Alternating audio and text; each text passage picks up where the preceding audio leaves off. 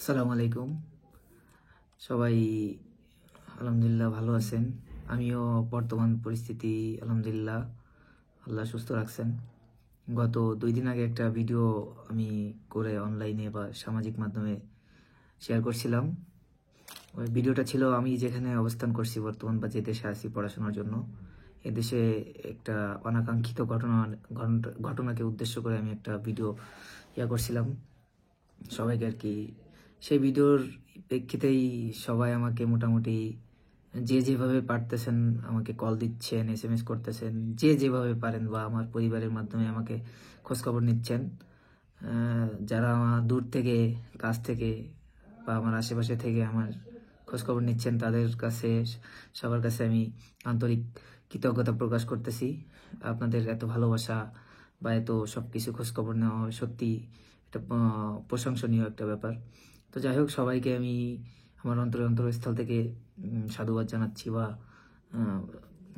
দোয়া ভালোবাসা প্রকাশ করছি। এখন আমি বলি যে আমার এখানের বর্তমান অবস্থা, আজকে অবস্থা আলহামদুলিল্লাহ ভালো।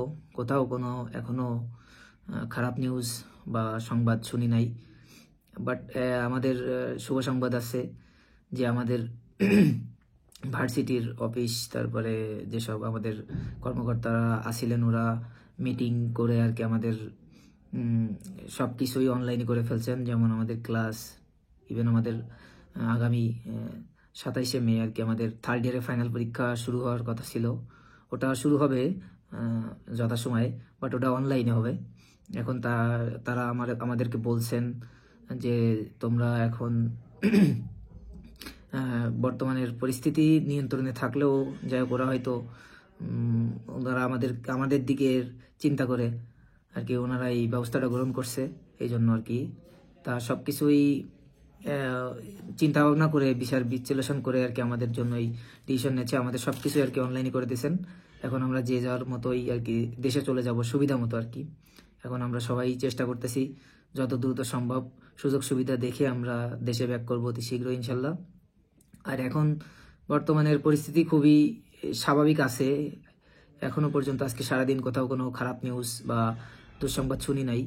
আর সব থেকে বড় ব্যাপার যে আমি যে মেডিকেলে আছি, শুধু আমার মেডিকেল না, সব মেডিকেলই আর কি, সব মেডিকেলে কম বেশি। তো আমাদের মেডিকেলটা সরকারি ছিল, সরকারি হওয়াতে এদের অনেক নিয়ম কানুনের ভিতরে থেকে আর কি সবকিছু করছে। তারপরে যতটুক সম্ভব আমরা যতটা এক্সপেক্ট করছি তার থেকেও বেশি আমাদেরকে এরা হেল্প, সাহায্য সহযোগিতা করছেন। আমাদের প্রতিটা টিচার, প্রতিটা মানে যা যা আছে কর্মচারীগণ সবকিছুই, এদেশের প্রশাসনও অনেক চেষ্টা করছে, ওদের সর্বোচ্চ দেওয়ার চেষ্টা করছে।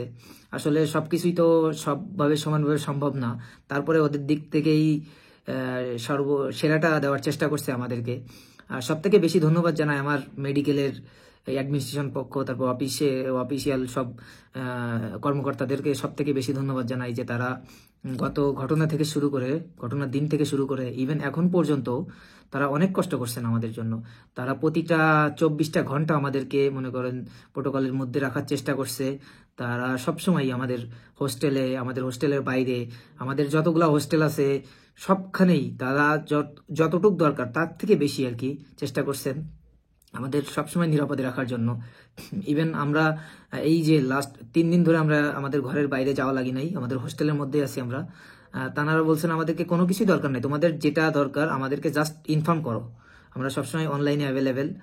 ইনফর্ম করার সাথে আমাদের এখানে লোকাল যে স্টুডেন্টগুলো আছে ওনাদের ভলেন্টিয়ার টিম করে দিছে। সেই টিমদের আমরা জানাইলে আমাদের দরকারি নিত্য প্রয়োজনীয় যেসব জিনিস, খাবার দাবার, চাউল ডাউল, যা যা দরকার সব ওনাদেরকে বললে ওনারা আমাদেরকে নিজে থেকেই আর কি এনে দিচ্ছেন। আমরা সেটা নিয়ে আমাদের খাবার দাবার কোনো কিছুতেই আমাদের কমতি নাই আলহামদুলিল্লাহ। আমরা প্রথম থেকে এখন পর্যন্ত সেভ আছি, আমাদের কোনো সমস্যা হয় নাই।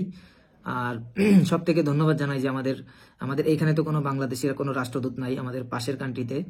ওনারা ওখান থেকে যতটুক সম্ভব ততটুকুই তারা সর্বোচ্চ চেষ্টা করছেন যে যেভাবে হোক আমাদের সাথে যোগাযোগ করার, আমাদের সাথে যে কোনো মাধ্যম, যে কোনো উপায়ে আমাদের সাথে যোগাযোগ করার চেষ্টা করছেন। এবং ইভেন আমাদের রাষ্ট্রদূত অ্যাম্বাসিডর সাহেব, উনি আমাদের আজকে বিকালে কিরগিজস্তানে আসছেন, উনি সশরীরেই এখানে আসছেন, এসে আমাদের যেখানে যে অবস্থা, যা আমাদের যেসব দায়িত্ব আছেন ওনাদের সাথে যেভাবে মানে যেভাবে যা করলে হয় সেটা সেটা নিয়েই সবকিছু আর কি, সেটাকে উদ্দেশ্য করে এগুলো করতেছে।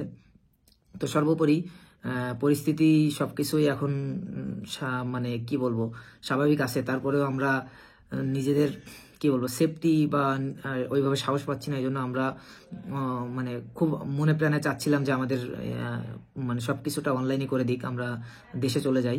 আপাতত আগামী 2-3 মাস এখানে আমাদের বন্ধ থাকবে। তারপর অনেকেই চলে যাইতো দেশে, কেউ কেউ থাকতো, সবাই দেশে যাইতো না। যাই হোক, এখন সবাই চাচ্ছে যে দেশে চলে যাইতে। বিশেষ করে আমাদের দেশে আমাদের ফ্যামিলি পরিবার, আমাদের আব্বা আম্মারা সবাই মানে সবাই টেনশন করতেছে এখন। মানে তাদেরকে আমরা বোঝানোর চেষ্টা করতেছি যে আমরা এখানে সুস্থ আছি, স্বাভাবিক আছি, বাট তারা এই যে সোশ্যাল মিডিয়ার মাধ্যমে বা বিভিন্ন মাধ্যমে সবকিছু দেখে এখন তারা স্বাভাবিক থাকতে পারতেছেন না, অনেক টেনশন করতেছে।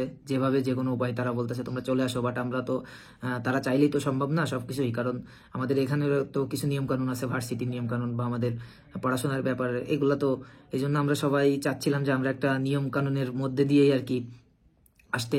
তো যাই হোক, আলহামদুলিল্লাহ, আল্লাহ আমাদের সবারই মনের আশা, সবারই চাওয়া পূরণ করছেন সবকিছুই। এখন আমরা যত দ্রুত সম্ভব আমাদের সতর্ক সাবধানতে নিরাপদে আর কি আমরা দেশে চলে আসবো ইনশাল্লাহ। তা আজকের ভিডিও আর বেশি কিছু করব না, এটাই আমি সর্বশেষ আমার এখানের আপডেট, সর্বশেষ পরিস্থিতি। আর সব থেকে বেশি ধন্যবাদ জানাই আমাদের বাংলাদেশের সামাজিক যোগাযোগ মাধ্যম, টিভি চ্যানেল, যেখানে যে অবস্থায় তারা আমাদেরকে যেভাবে সাহায্য সহযোগিতা করতেছেন, এখানের আমাদের প্রতিটা মুহূর্তের পরিস্থিতি বা যে কোনো নিউজ নিয়ে তারা প্রচার পরিচালনা করতেছেন। এজন্য তারা আমাদেরকে যেভাবে পারছে তারাও সাহায্য সহযোগিতা করছেন আমাদের, সেজন্য তাদেরকেও আন্তরিক ধন্যবাদ যে তারা আমাদের এই দুঃসময়ে যেভাবে হোক, যতটুকুই পারুক, তারা চেষ্টা করছেন আমাদেরকে ফিজিক্যাল হোক আর যেভাবে হোক সাপোর্ট করা সে করছেন তারা।